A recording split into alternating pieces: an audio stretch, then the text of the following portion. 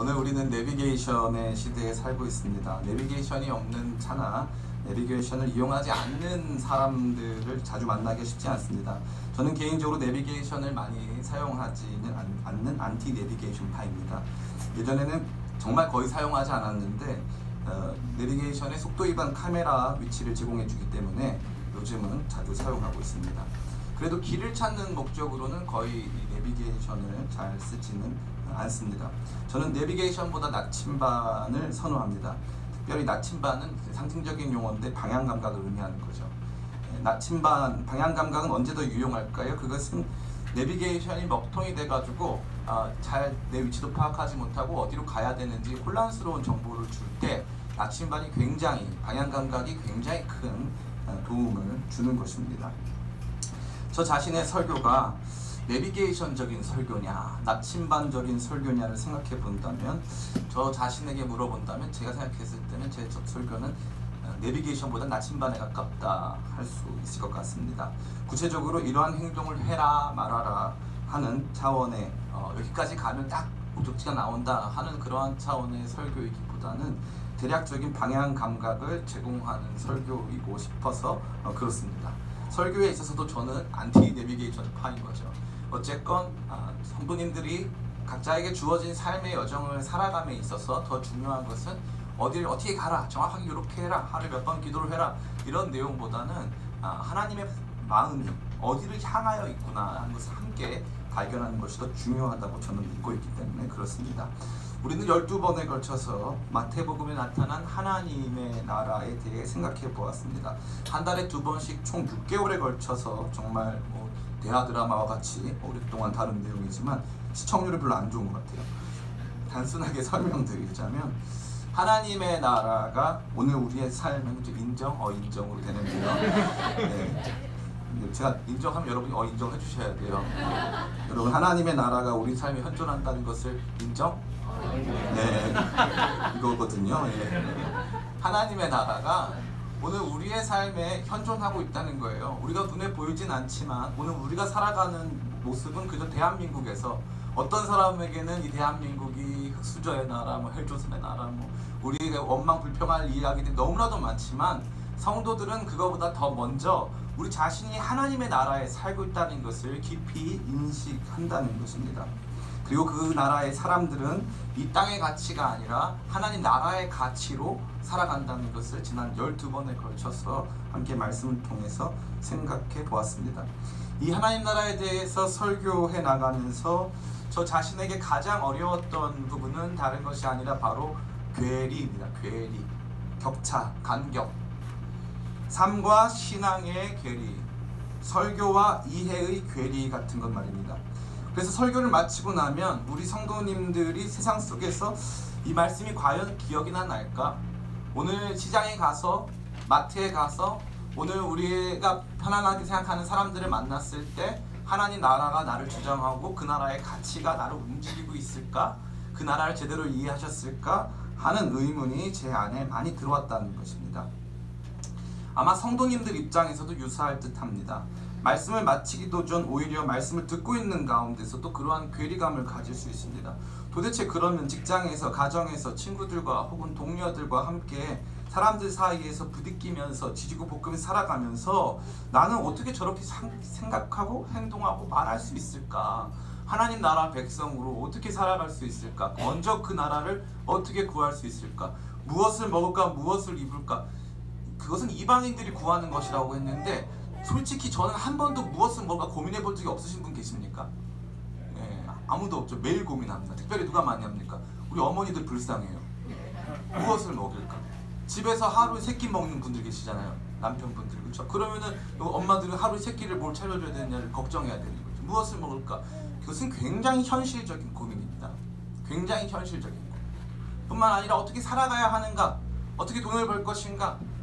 우리 자녀를 어떻게 키울 것인가 하는 그러한 이야기들이 굉장히 현실적이기 때문에 뭔가 이 하나님 나라 이야기를 하면 들을 때부터 괴리감 때문에 잘 들려오지 않는 현상이 발생할 수 있다는 것입니다. 한 이야기입니다. 내비게이션이 말을 듣지 않거나 위치를 인식하지 못하고 다른 길을 가르쳐줄 때, 다시 말해서 내비게이션이 제시하는 길과 우리의 삶의 길이 방향이 너무 다른 것 같아 보일 때 우리에게 필요한 것은 무엇이냐 하는 것입니다. 그것은 바로 나침반입니다. 어떤 방향으로 가고 있는가, 내가 최소한 이런 방향으로 움직이고는 있는가 하는 모습이 저와 여러분 가운데 필요하다는 것이죠. 내가 잘 살고 있는 걸까? 나의 말과 행실이 바른 것일까? 설교를 듣고 있는 가운데에서도 저와 여러분에게 그러한 도전이 일어나게 되기를 예수님의 이름으로 축원합니다. 방향 감각적인 도전. 나의 삶은 사실 그 방향은 아니었는데, 나는 내가 중심이 되는 방향이었는데, 목사님이 얘기하는 얘기는 내가 중심이 아니었네, 내가 가고 싶은 길이 중심이 아니었네, 내가 가야 하는 길이 따로 있었네 하는 방향으로의 도전. 그래서 그 방향으로 조금씩 우리 삶이 선회하게 되어지는 귀한 은혜가 저와 여러분 가운데 간절히 있기를 원하고, 특별히 오늘 이 마지막 하나님 나라와 관련된 마지막 설교를 통해서 저와 여러분의 삶에 놀라운 전환이, 방향 전환이 일어나게 되기를 예수님의 이름으로 축원합니다. 오늘 우리가 읽은 말씀은 매우 유명한 말씀입니다. 성경에는 유명한 말씀에는 이름을 붙여요. 마태복음 5장에 나타난 예수님이 산에서 가르치신 내용은 산상수훈 혹은 산상보훈이라는 이름에 이름을 붙입니다. 그와 같이 오늘 저와 여러분이 읽은 성경 말씀도 이름이 있어요. 그 이름은 다른 것이 아니라, 따라해 볼까요? 지상명령. 예, 지상명령은 땅에서 하는 명령이 아니라 가장 중요한, 가장 높은 명령이라는 뜻입니다. 영어로는 The Great Commission이라고 하죠. 가장 뛰어난, 가장 중요한, 가장 최우선적인 명령이라는 의미에서 오늘 이 본문이 저와 여러분에게는 유명하게 알려져 있습니다. 이 지상명령은 구약 성경에서 우리가 많이 들은 명령을 연상시킵니다. 그것은 바로 하나님께서 인간을 만드시고 그 인간이 살아야 하는 삶을 규정하시면서 그에게 명령하시는 내용과 관련이 있는 부분이죠. 바로 창세기 1장 28절입니다. 같이 앞에 화면이 준비되어 있습니다. 창세기 1장 28절 같이 한번 읽어볼까요? 시작. 하나님이 그들에게 복을 주시며 하나님이 그들에게 이르시되 생육하고 번성하여 땅에 충만하라. 땅을 정복하라. 바다의 물고기와 하늘의 새와 땅에 움직이는 모든 생물을 다스리라 하시니라. 아멘.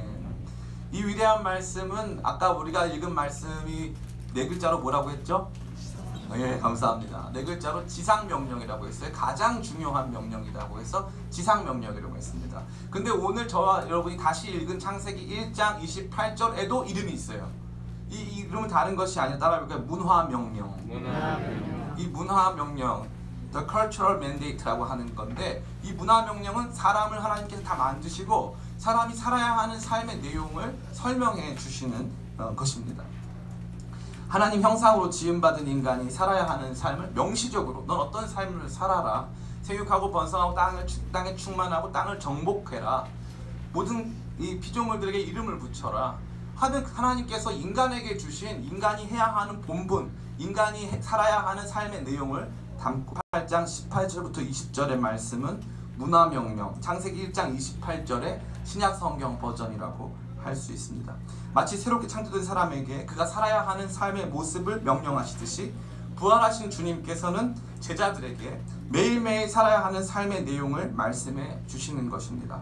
그러기에 그리스도인의 오늘의 삶은 이러한 예수님의 지상명령을 수행하는 삶이라 할 수 있습니다. 희조된 아담이, 지음받은 아담이 하나님의 문화명령을 수행하면서 생육하고 번성하고 땅에 충만하고 땅을 다스린 것처럼 새롭게 피조된, 새롭게 중생된 우리 구원받은 하나님의 자녀들이 예수님의 지상명령을 수행하면서 살아가는 것이 지극히 당연하다 하는 내용을 담고 있다는 것이죠. 그러기에 그리스도인의 오늘의 삶은, 저와 여러분이 오늘 살아가는 삶은 지상명령을 수행하는 삶이고, 뿐만 아니라 이 우리의 삶의 내용 역시 그러한 지상명령을 수행하고 있는 내용이 되어야 한다는 것입니다. 먼저 이 본문은 이러한 명령을 내리시는 분이 어떠한 분이신가에 대해서 저와 여러분에게 말해주고 있습니다. 본문 18절입니다. 같이 한번 읽어볼까요? 마태복음 28장 18절 같이 읽어보겠습니다. 시작. 예수께서 나와 말씀하여 이르시되 하늘과 땅의 모든 권세를 내게 주셨으니. 아멘. 하늘과 땅의 모든 권세를 여러분에게 주셨다고 했어요? 아니면 예수님에게 주셨다고 했어요? 예수님에게 주셨다 그랬어요. 우리가 이 말씀을 너무 많이 오해해요. 하늘과 땅의 모든 권세가 우리에게 있다. 그렇지 않아요. 하늘과 땅의 모든 권세는 예수님에게 있어요. 어떤 예수님에게? 부활하신 예수님에게. 부활하신 예수님에게 있는 권세는 단순히 땅의 권세, 잘 먹게 해주고 건강하게 해주고 성공하게 해주고 자녀가 잘 되게 해주는 그러한 땅의 권세만이 아닌, 그런 땅의 권세도 있으세요. 그 권세만이 아닌 하늘에 속한, 죽은 영혼 살리시고 하나님 나라를 경험하게 하시는 하늘에 속한 권세까지 모두 다 예수 그리스도께 주어진 것입니다. 그분이 저와 여러분들에게 명령하신 것이죠. 이 권세라는 단어는 여러분, 대한민국에서 만든 차 중에 제일 비싼 차가 있어요. 우리 현다이 자동차에서 만든 차가 한 대 있어요. 에쿠스라는 차가 있죠. 에쿠스. 이 권세라는 단어는 에쿠스 타는 사람들이 권세 부린다 그래가지고 에쿠시아예요. 에쿠시아. 재미가 없군요. 괜찮습니다. 에쿠시아. 이 권세를 가졌다는 거죠. 예수님께서 저와 여러분을 향해서 권세를 가지셨다는 거예요. 이 설교를 제가 백날 들어도 목사님 저 그런 설교 많이 들었습니다 하고 넘어가시는 분들 특징이 있어요. 그분들의 특징은 무엇이냐 하면은 바로 예수님에게 있는 이 권세를 인정하지 않는다는 거예요. 하늘과 땅의 모든 권세가 누구에게 있다고요? 예수님에게 있어요. 모든 권세가 예수님에게 있어요. 예수님이 그 권세를 가지고 계셨어요. 예수님이 그럼 누구에 대한 권리도 가지고 있을까요? 저와 여러분에 대한 권리도 가지고 있어요.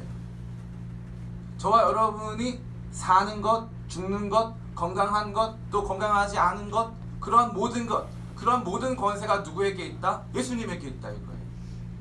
그런데 어느 순간부터 우리 자신은 그러한 권세를 나에게 있는 것으로 생각해요.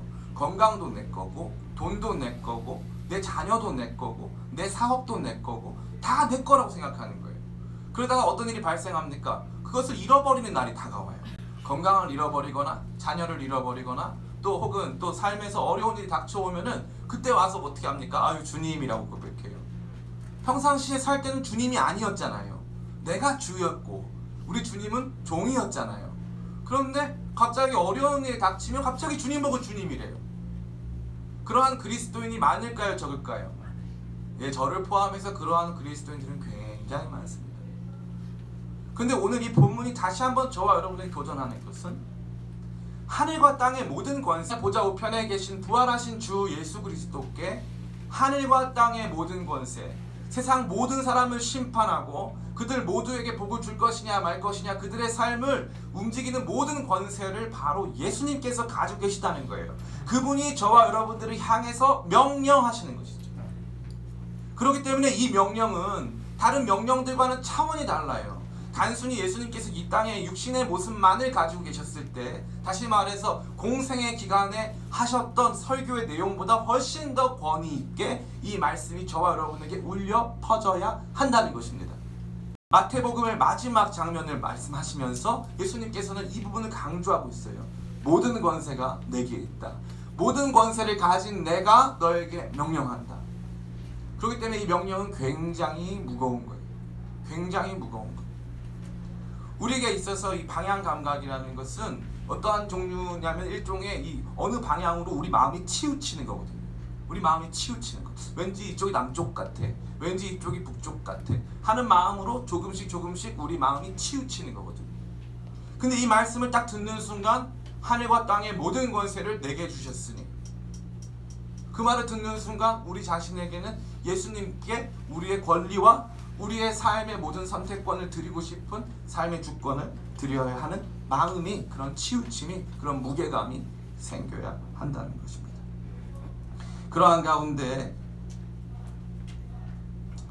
이 명령의 내용이 무엇입니까? 그러면 그렇게 권세를 가지신 그 주님께서 도대체 명령하시는 것은 무엇일까? 예, 목사님, 예수님 먼저 가라 하시네요. 예수님 먼저 제자 삼으라 하시네요. 예수님 세례 주라고 하시네요. 가르쳐 지키게 하시네요. 우리 생각에는 여기 네 가지 동사가 나오니까 예수님께서 하라고 하신 게 네 가지 같아요. 네 가지. 그러나 그렇지 않습니다. 예수님이 이 본문에서 명령어로 쓰시는 단어는 딱 한 단어예요. 우리나라 말은 그것을 잘 모르지만 이 헬라어 원래 성경으로 보면 딱 한 가지 명령만 내리고 있습니다. 그건 뭘까요? 우리 맞추시는 분에게 제가 축복해 드릴게요. 그걸로 안 되나요? 뭘까요? 우리 안상혁 형제 졸고 있었는데 한번 말해볼까요? 네. 뭘까요? 예수님 4개 중에 진짜 명령은 딱 하나예요. 네. 방언을 하고 있나요? 전하라? 전하는 여기 없어요. 네. 제자. 박수 한번 쳐주세요. 정답입니다. 우리 신학생이 나와요. 네. 제자 삼아라. 제자 삼아라 하는 명령만 명령어고 나머지 동사들은 그 명령어를 수식하는 동사 분사가 되는 것입니다. 우리의 현재의 삶을 규정하는 예수님의 지상 명령, 가장 높으신 명령은 한 가지 직접적인 명령어만을 갖는데 그 한 가지 동사는 바로 제자 만들다 라는 동사입니다.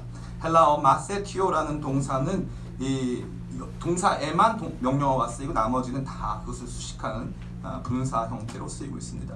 그렇다면 제자로 삼는다는 것, 제자가 된다는 것은 어떻게 하는 걸까요?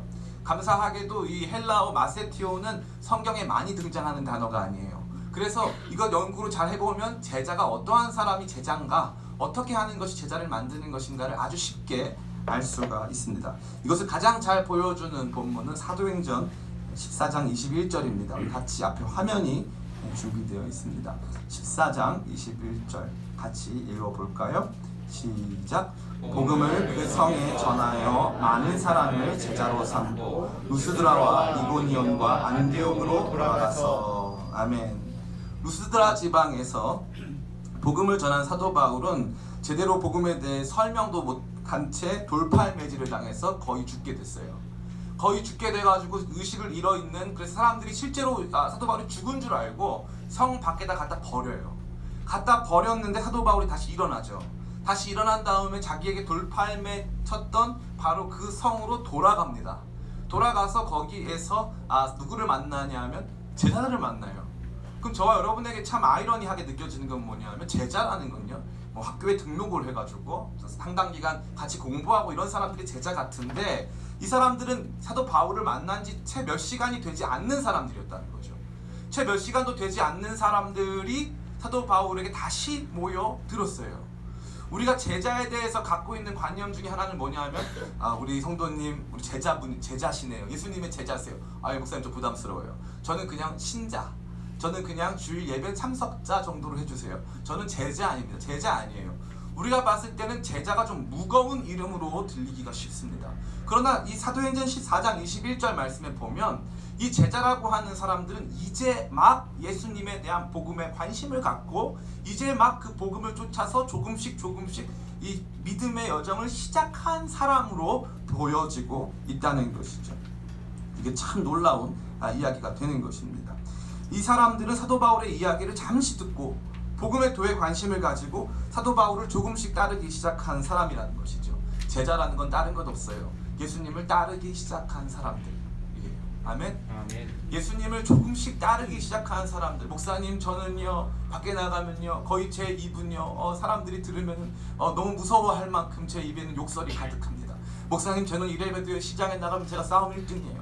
목사님, 제가 이래봬도요 나가면 술을 제일 잘 먹습니다. 목사님, 제가 이래봬도요 담배를 피우면은 정말 엄청나게 많이 필 수 있어요. 목사님, 저는 그런 사람입니다. 예, 괜찮습니다. 그래도 우리 성도님들은 예수님의 제자입니다. 아멘? 따라해볼까요? 나는 예수님의 제자.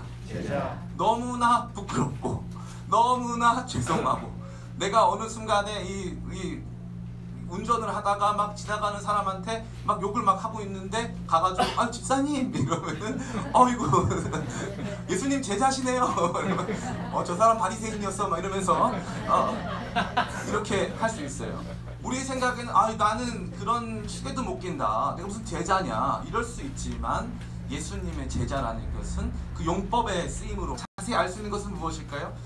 전혀 온전하지 않은 사람들이었어요. 그래서 누가 예수님께서는 이제 십자가를 지신다고 했는데 누가 우리 중에 높은 사람인가 서로 싸우기도 하고, 예수님께서 이 영광의 보좌에 앉으시면 내가 좌편 우편에 앉겠습니다 싸우기도 하고, 예수님 팔아버리기도 하는 사람, 그 사람들을 향해서 예수님께 주신 이름은 뭡니까? 제자예요. 제자. 기가 막히죠. 그 제자입니다. 우리의 현재의 삶은 이렇게 복음으로, 또한 복음에 기초한 삶으로 사람들을 조금이나마 예수님을 따르고 그분의 가르침 속에 머물게 하는 것입니다. 이 전부예요. 예수님께서 저와 여러분에게 원하시는 삶은 뭐냐 하면 가서 진짜 삼으라. 우리들의 이야기 혹은 우리들의 삶의 이야기를 통해서 사람들이 조금씩 예수님께 다가오도록 그게 제자 삼으라는 거예요. 제자 삼는 삶이 주님께서 우리에게 주시는 지상 명령의 삶이라는 거죠. 어떤 분들 그런 분들이 있어요. 목사님, 저는 전도의 은사가 없어요.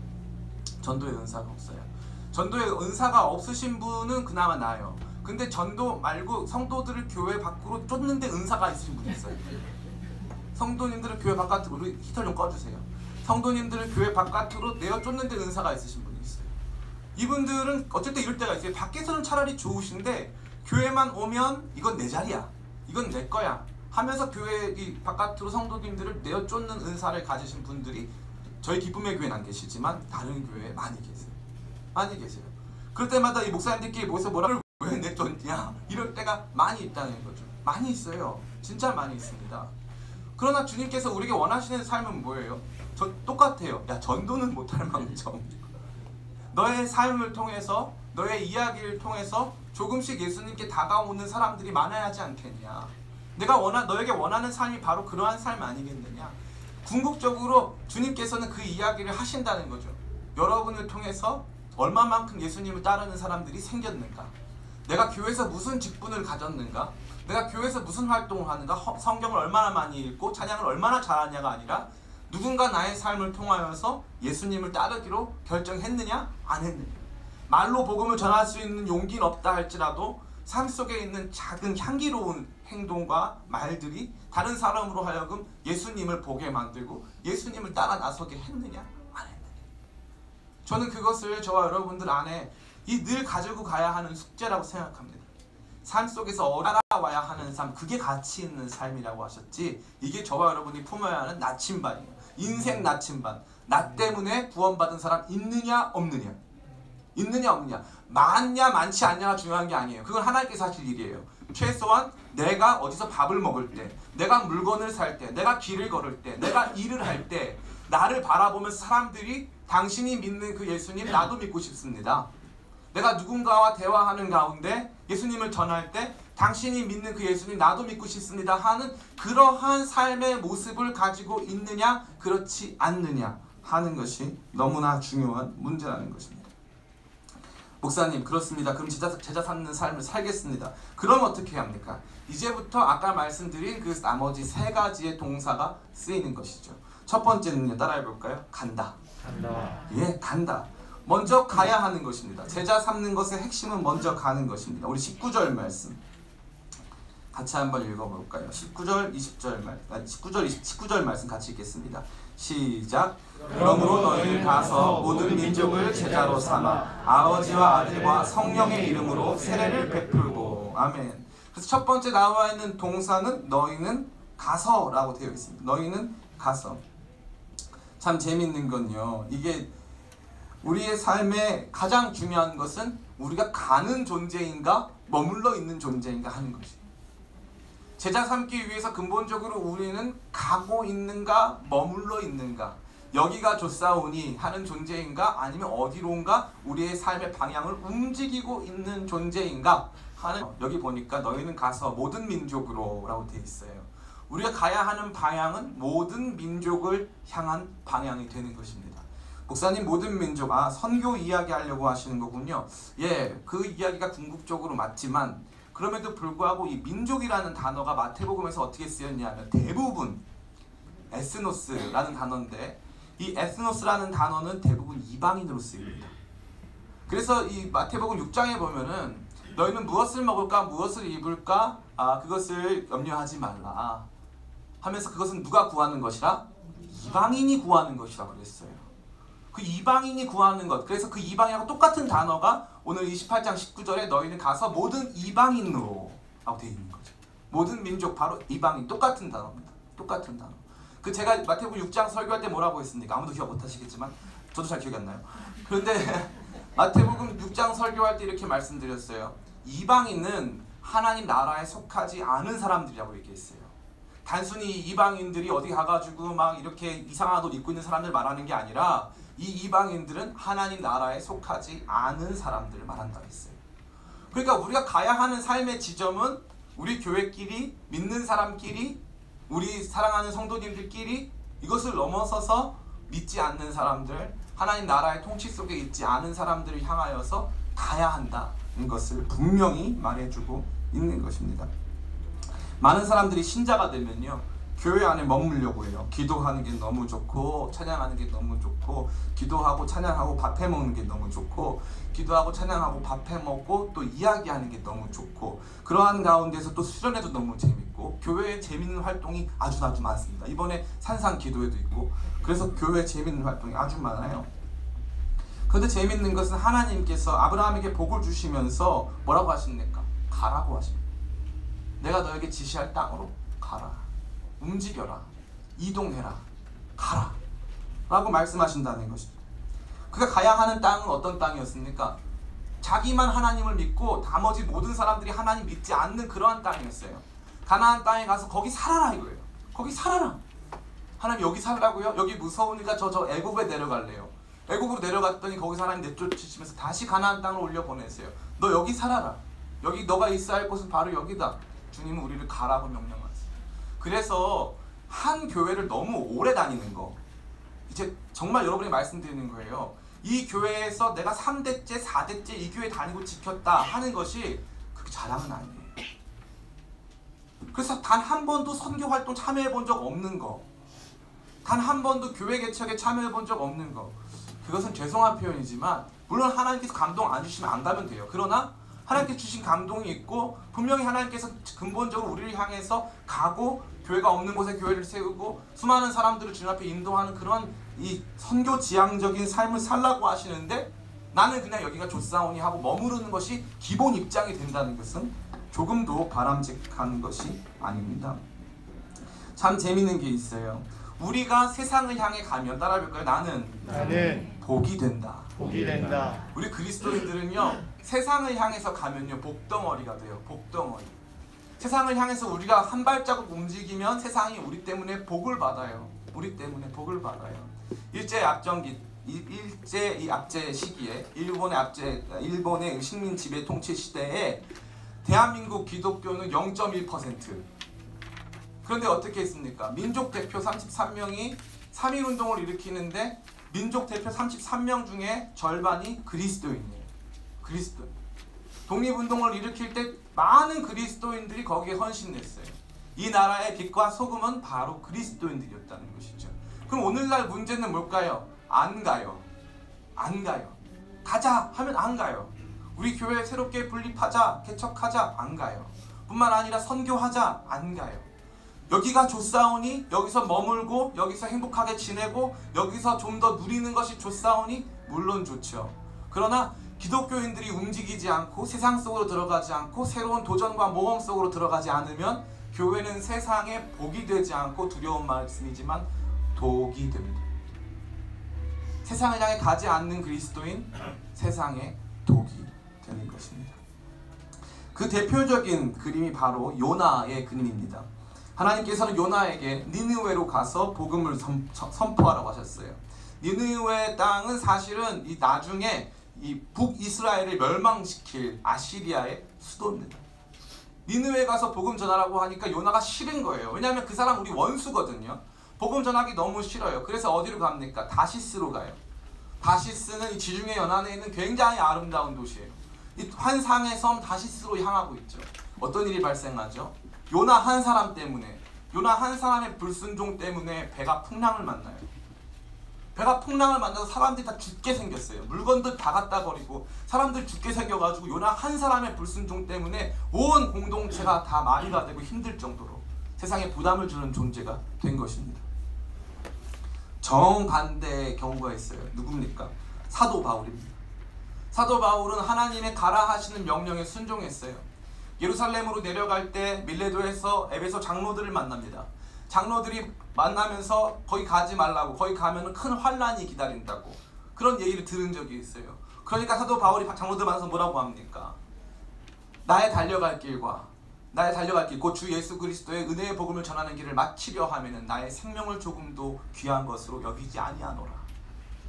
환난과 고통이 다가온다 하지만 내가 달려가야 할 그 길이기 때문에, 하나님 나에게 가라 하신 그 길이기 때문에 나는 그 길을 가겠다 이거예요.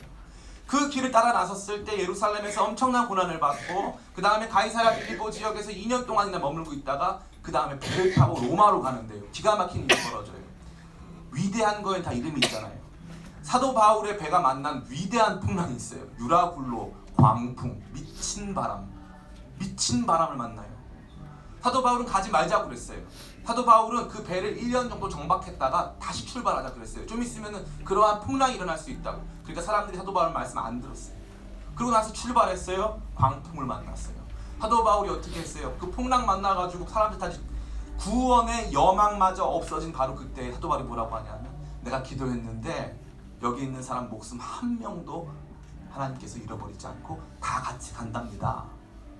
아무도 구원의 소망을 못 주고 있는데 그곳에 있는 하나님의 길을 가는 한 명의 사명자가 그 땅에 구원의 소망을 주는데, 기가 막힌 건요, 한 사람도 죽지 않고 끝까지 살아서 다 로마로 도착합니다.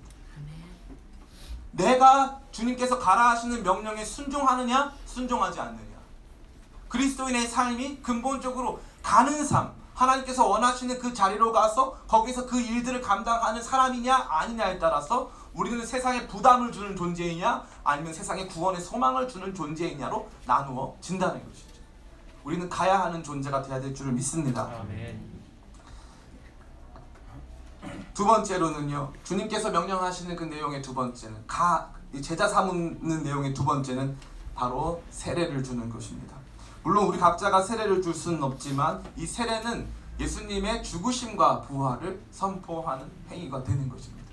예수님의 죽으심과 부활은 헬라인들에게는 미련한 것이고 유대인들에게는 꺼리는 것이라 했습니다. 다시 말해서 그것은 사람들이 보기에 왜 예수님이 우리를 위해서 죽으셔? 그게 무슨 말이나 돼? 하는 소리가 될 수 있다는 것이죠. 그런데 고린도전서 보니까 하나님께서 전도에 미련한 것, 다시 말해서 이러한 내용을 선포하는 그 미련한 것으로 사람들에게 구원 주시기로 작정하셨다는 거예요. 예수님의 죽으심과 부활을 선포하는 그 행위를 통해서 사람들에게 구원을 얻게 된다, 사람들이 구원을 얻게 된다는 것을 강하게 말해주고 있는 것입니다. 교회는요, 복음을 선포해야 할 줄 믿습니다. 복음을 선포하지 않는 교회는 가치가 없어요. 이 땅에서 우리가 무슨 복을 받네 안 받네 하는 것들을 선포하는 것에 여러분 현혹되지 않게 되기를 예수님의 이름으로 축원합니다. 특정 목사님이 능력이 많아서 그 교회 가면 복을 많이 받아, 제가 감히 말씀드리는데 기쁨의 교회 오면 복을 많이 받는 줄 믿습니다. 기쁨의 교회 와가지고 제가 그 생각을 많이 들었어요. 제가 기도를 하면요, 주님 저를 경성케 해주시기 바랍니다.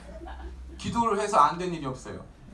하나님 저한테 그 감동을 매번 주세요. 기도해서 안 된 것 없어요. 내가 너 기도 안 들어준 것 있냐? 주님께서 말씀하세요. 진짜 기가 막힌 상황이 많거든요. 진짜 말로 할 수 없는 상황. 저는 지금도 그 상황에 놓여져 있는데 진짜 말로 할 수 없는데 진짜 기가 막힌데 기도만 하면 문제가 조금씩 열려요. 제가 능력이 있어서요? 아니면 주님이 능력이 있으셔서요? 주님이 능력이 있으신데 기쁨의 교회가 제자 삼는 교회거든요. 기쁨의 교회가 세상에 복이 되고 싶어서 제자 삼는 교회이기 때문에 주님께서 우리 교회를 통해서 우리 교회 안에 있는 성도님들을 가르치는, 다시 말해서 훈련과 연단을 제외하고 다른 불필요한 것들로 여러분 연연하지 않도록 삶의 문제들을 기쁨의 교회 안에서 많이 해결해 주고 계십니다. 우리 수많은 성도님들이 그 일에 증인이고 그 간증에 참여할 수 있는 줄 저는 믿습니다. 교회의 핵심적인 사역, 또 여러분의 핵심적인 사역은 복음을 전파하는 것입니다. 복음을 사람들에게 알리고 그 많은 사람들로 하여금 세례에 동참하도록 하는 것이죠. 저는 우리 기쁨의 교회 세례식이 참 좋습니다. 교회마다 세례식 할 때 아무 감동 없는 이 무미건조한 세례식 하는 교회가 아주 많거든요. 우리 교회가 제 기억으로는 한 3번 했나요? 선생님? 3번? 우리가 3번 정도 세례식을 했는데 3번 세례식 할 때마다 이 눈물 없이는 그 참여할 수 없는 놀라운 감동이 우리 기쁨의 교회에 있었습니다. 교회의 근본적인 사명, 우리 성도들의 근본적인 사명은 사람들로 하여금 예수 믿고 세례받게 하는 것이죠. 특별히 여기에서만큼은 제가 내비게이션적인 가르침을 드리고 싶은데, 목사님 저는요 아는 것도 없고요, 저는 용기도 없고 말도 잘 못해서 복음 못 전해요. 그럼 어떻게 하면 돼요? 우리 교회로 데리고 오시면 돼요. 교회 가서 밥 먹자. 교회에 잘생긴 형제가 있다. 절대 결혼하신 분들 그런 말 하면 안 돼요. 그러나 이혼인 분들 우리 교회에 좋은 형제 자매가 있다 하고 교회에 일단 데리고 오세요. 앉혀놓는 거죠. 우리 목회자들은 최선을 다해서 복음을 준비할게요. 여러분들은 어떻게 합니까? 사람들로 하여금 교회에 초청하고 초대하고 함께 이 복음의 잔치에 참여할 수 있도록 함께 독려하는 것이죠. 그러한 과정을 감당하는 지상 명령을 감당하는 교회가 되는 것이고 여러분의 삶도 그러한 삶이 될 수 있다는 것입니다. 저는요, 제가 이 청소년 사역을 하면서 많이 느낀 게 있는데 애들한테 너무 붙잡고 이렇게 막 복음을 다 전하게 앉아봐. 예수님이 있잖아. 너를 위해서 십자가를 지시고 이거 다 필요 없어요. 애들한테 1차적으로 복음은 뭘까요? 떡볶이 먹자예요. 떡볶이 먹자. 애들이 너무나도 많이 먹죠. 우리 애들은 국대 떡볶이를 국가대표처럼 먹고 조수 떡볶이를 조수처럼 먹어요. 진짜 많이 먹습니다. 엄청나게 많이 먹는 그 애들 데리고 뭐 하면 됩니까? 떡볶이 먹자. 무슨 예수님 다 필요 없어요. 떡볶이 먹다가 복음이 들어가요. 자기도 모르게. 그러면서 마음이 열려요. 처음에 그렇게 다 교회에 오는 거예요. 교회에 와서 마음 열리고 그러면서 세례받고 주님의 사람들로 거듭나는 것입니다. 우리 기쁨의 교회 사랑하는 성도님들, 바로 이 지점에서 여러분들이 해야 될 역할들, 물론 목사님 그건 너무 비복음적인 거 아니고 여러분들이, 저는 각자가 복음의 능력으로 충만해지고 뿐만 아니라 그것으로 훈련받고 그러한 기능들로 채워지기 간절히 축원합니다. 그러나 그것을 못할 때, 그것을 할 수 없는 상황에 그런 어려움이 있을 때 우리가 영혼들을 구할 수 있는 가장 중요한 좋은 방법은 그들에게 나아가서 그들을 이곳으로 복음이 전파되는, 복음이 선포되는, 전도가 되어지는 그러한 곳으로 데리고 오면 놀라운 변화가 있는 것입니다. 마지막으로 제자 삼기 위해 우리가 해야 하는 것은 모든 것을 가르쳐서 지키게 하는 것입니다. 사랑하는 성도님들, 배우는 것이 얼마나 어렵습니까? 나이가 들어서 또 어떤 특정한 이 위치에서 자기의 어떤 분야를 이룬 사람들을 가르친다는 것은 굉장히 어렵습니다. 제가 이 목회자로서 제가 잘 안 쓰는 단어가 있는데 제가 가르쳐 드릴게요 라는 단어 잘 안 써요. 왜냐면 제가 듣기 굉장히 교만하게 들리거든요. 제까지 이렇게 뭐라고 여러분들 가르쳐 드릴 수 있겠습니까? 그런데 제가 이 공부를 하면 할수록 또 신학교에 있는 많은 이 분들과 또 목사님들과 대화를 하면 할수록 목회자는 가르치는 사람이다 라는 것을 많이 깨닫습니다. 성도들은요, 배워야 돼요. 배움이 없으면 발전되지 않습니다. 제가 누누이 드렸던 얘기인데, 제가 초등학교를 여기 삼각지에 있는 용산초등학교를 나왔어요. 초등학교에 옛날에 일본의 일제시대 때 굉장히 좋은 학교여가지고 거기에 수영장이 있어요. 옛날에 많은 학교들은 수영장이 있거든요. 그래서 1년에 몇 차례씩 수영을 해야 돼요. 그래서 거기서 수영을 열심히 했죠. 그래서 저 자신은 수영을 잘하는 줄 알았어요. 그리고 나가지고 이제 수영장에 갔는데 자유형 조금 하고 이렇게 했는데 제 옆에 막 접영하면서 막 지나가는 사람들이 있어요. 그 사람하고 저랑 다른 점이 뭘까요? 그 사람은 배운 분, 저는 안 배운 분. 배운 분, 안 배운 분. 안 배우면 절대 늘지 않아요. 우리 안에 그런 생각이 있어요. 목사님, 제가 신앙생활을 똑같아요. 30년, 40년을 할 것이 아니에요. 가르침을 받고 또 가르치고 하는 과정이 저와 여러분에게 있어야 돼요. 더 무서운 말씀은 뭡니까? 우리 보고 가르침을 받으라 그랬어요? 가르치라 그랬어요? 가르치라 그랬어요. 그러니까 우리는 기본적으로 가르침을 당연히 받아야 되는 것이고, 심지어 가르칠 수 있는 수준까지 여러분들이 배워서 하나님 말씀 지켜나갈 수 있는 사람들로 성장해야 한다는 것이죠. 이러한 영적 성장 역시도 제자 삼는 중요한 방향에 속해 있다는 거예요. 아무것도 배우지 않고 제자 삼으려고 한다. 그것은 쉽지 않습니다. 얼마 전에 저희 교회 이 멘토가 되는 서울드림교회 담임 목사님을 만났어요. 그 교회는 이제 어른 성도가 1800명도 출석하고 주일학교가 한 500명도 출석하는 큰 교회입니다. 목사님 저한테 얘기했어요. 뭐라고 말씀하시냐면 지역에서 동시에 성경 공부를 해 이러는 거예요. 성경 공부를 하는데 1800명 중에 몇 명 정도 신청했냐고 제가 물어봤어요.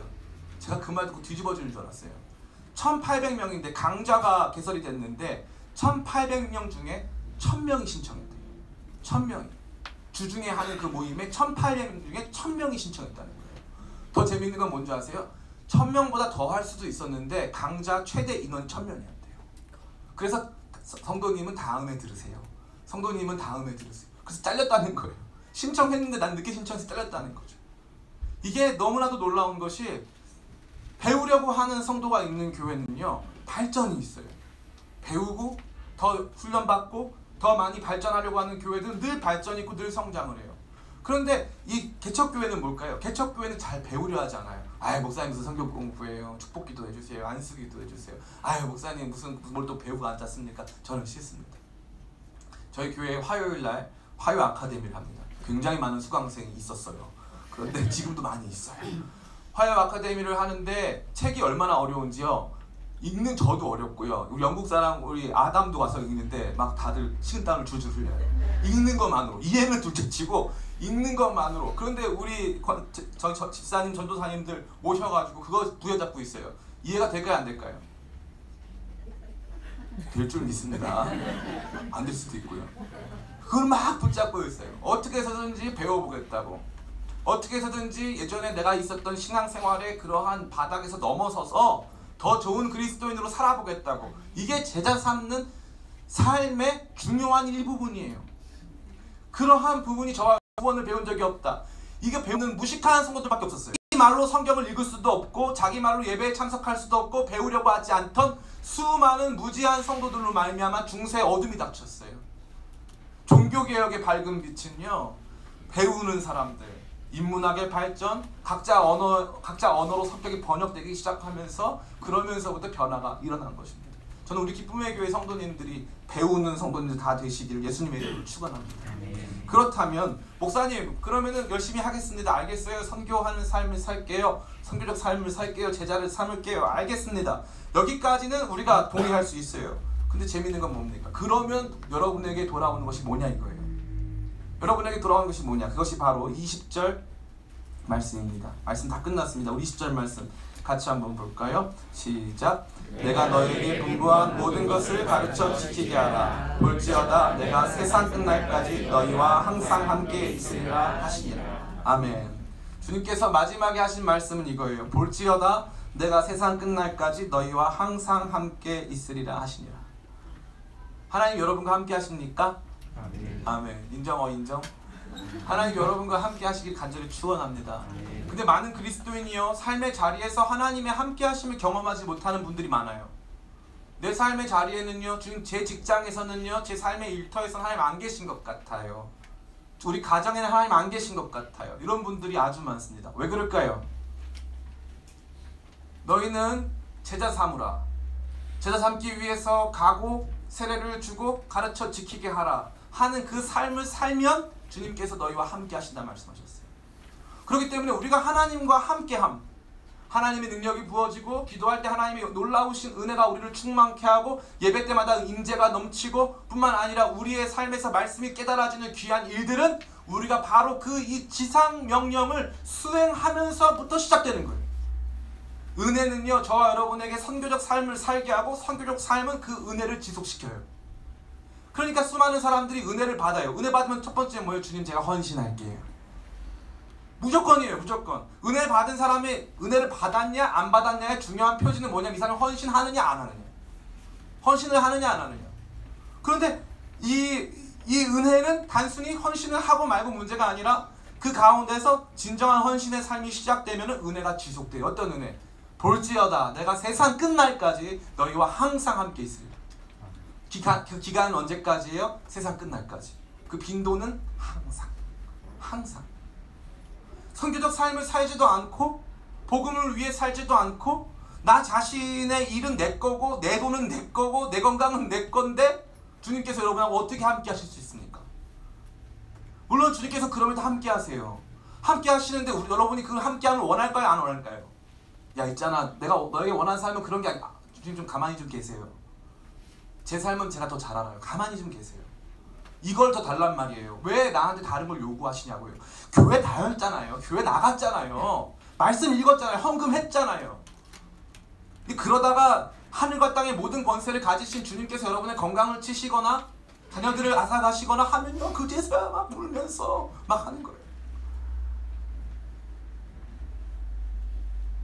우리들 교회라는 교회가 있어요. 제가 그 교회를 많이 좋아하진 않아요. 사실은 좀 불편한 교회예요. 우리들 교회가 뭐가 좋냐 하면 이거예요. 성경 말씀 저보다 훨씬 어렵게 가르치세요. 근데 그거를 적용을 잘해요. 그래가지고 시어머니와의 문제에서 제가 다윗이었습니다 막 이런 고백이 넘쳐나요. 정말 넘쳐나요. 부러울 정도예요. 부러울 정도.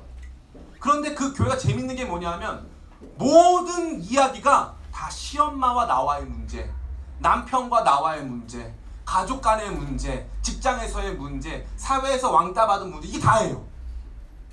저는 그 교회 예배를 이렇게 쫙 관람하는 동안, 죄송합니다, 유튜브를 통해서 예배를 관람하는 동안 하나님의 나라와 그분의 영광을 위해서 살다가 눈물을 흘리면서 어떻게 그분의 나라를 우리 가운데 온전히 임하게 할 것인가를 위해서 선교적 삶을 살아야겠다라고 하는 사람 본 적이 없어요.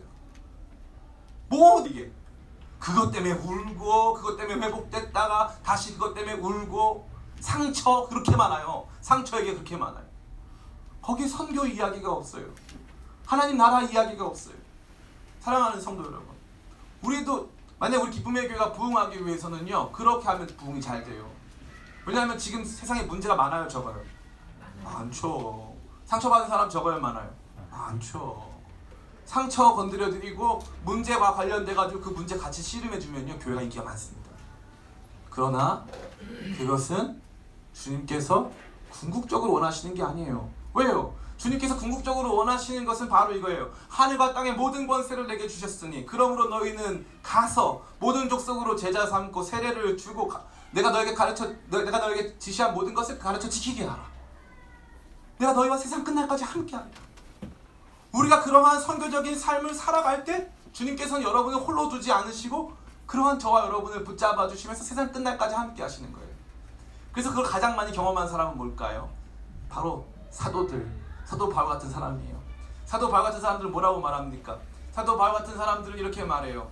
빌립보 교회가 사도 바울한테 헌금을 보내줬어요. 헌금 보내주면 우리 생각 어떻게 해야 돼요? 아유 감사합니다. 너무 잘 쓸게요. 큰 도움이 됐네요. 이렇게 해야 될 거 아닙니까? 빌립보 교회가 너무 큰 걱정 속에서 사도 바울에게 헌금을 보내니까 사도 바울이 이렇게 말해요. 너희가 나의 고난에 참여한 것은 참 잘한 것이지만 나는 비난대 처할 줄도 알고 부활 때 처할 줄도 아는 일체의 배결을 내가 배웠노라. 예수 그리스도 안에서 내가 모든 것을 할 수 있노라. 왜요? 그는 예수 그리스도 안에 있거든. 안에 있거든. 이제 말씀을 마칩니다. 부끄럽지만 목사라고 해도요, 저도 이러한 하나님의 임재, 하나님의 은혜를 누리지 못하는 날이 많을까요? 적을까요? 많아요. 많아요. 목사라고 해도 예외가 없어요. 삶에 이 불평불만이 많을까요? 적을까요? 많아요. 많아요. 하나님 나라 설교하는 게 저한테 기쁨일까요? 기쁨이 아닐까요? 기쁨이 아니에요. 다른 설교, 인기 많은 설교하고 싶어요. 사람들 앞에서 유명한 목사님 되고 싶어요. 그게 저예요. 근데 하나님께서 저에게 말씀하세요. 넌 성도님들이 나와 함께 교제하고 나와 함께 은혜 누리기를 바라냐? 그럼 이 설교해라. 그들의 나침반을 여기에 맞추게 해라. 여러분의 나침반이요, 여길 향해 있어야 돼요. 나는 선교적 삶을 사느냐? 그렇지 않느냐? 나는 주님의 나라를 위해서 살고 있느냐? 그렇지 않느냐? 주님의 나라를 위해서 살고 있지 않은 성도님들 모이면 거기에 하나님의 임재가 없어요. 하나님 임재가 없어요. 제가 감히 말씀드립니다. 나밖에 모르는 신자들, 내 문제가 전부고 예수 그리스도의 죽으심과 부활을 통하여서 그분이 가지신 권세로 말미암아 우리에게 명령하신 지상 명령의 삶을 알지 못하는 신자들에게는 참된 은혜, 주님의 세상 끝날까지 항상 함께 하신다는 은혜가 없어요. 우리가 알고 있는 아주 유명한 조지 뮬러라는 사람이 있어요. 조지 뮬러가 유명한 게 뭐냐면은 기도 응답을 1만 번 받은 거 아닙니까? 사람들은요, 조지 뮬러와 관련돼 가지고는요, 기도 응답 1만 번 받았다는 거에 관심이 많아요. 조지 뮬러가 뭐 했게요, 그러면?